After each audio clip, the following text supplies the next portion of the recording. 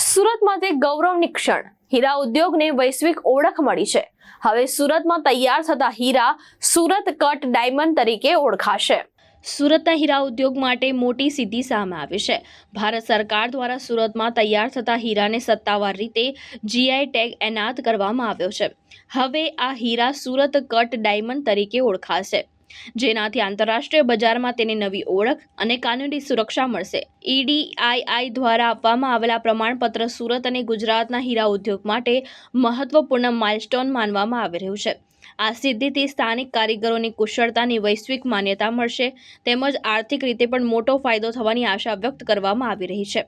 ઉલ્લેખનીય છે કે ભારતમાંથી નિકાસ થતા પોલિશ્ડ ડાયમંડમાં સુરતનો લગભગ 90% હિસ્સો છે, જેના કારણે આ સિદ્ધિ સમગ્ર ઉદ્યોગ માટે ગૌરવની ક્ષણ બની છે। હું Jagdish Kunt, president Surat diamond association. સુરતને જે રીતે પોતાની ઓળખ મળી છે હીરા ઉદ્યોગમાં, કઈ રીતે ગર્વની વાત? બહુ ખુશી અને આનંદની વાત છે ડાયમંડ ઇન્ડસ્ટ્રીઝ માટે। અમે થોડાક ટાઈમથી ડોક્યુમેન્ટ રજૂ કરીને જીઆઈ ટેગની માંગણી કરી હતી સુરત કટ ડાયમંડની।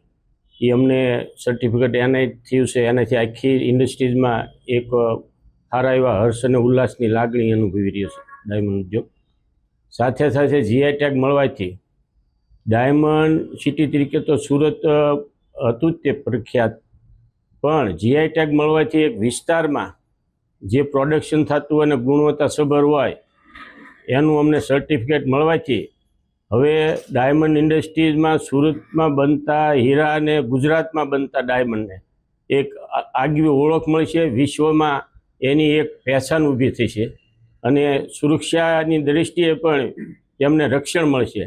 એટલે અમારી ડાયમંડ ઇન્ડસ્ટ્રીઝમાં ઉત્પાદિત થતા હીરાને એક અલગથી પ્રોટેક્શન મળવાથી ડાયમંડ ઉદ્યોગને વેગ મળશે અને રત્ન કલાકારોની કારીગરોની પણ કદર થશે એવું માની રહ્યો છું। ભાવેશ ઉપાધ્યાય, દ્રષ્ટિકોણ ન્યૂઝ, સુરત।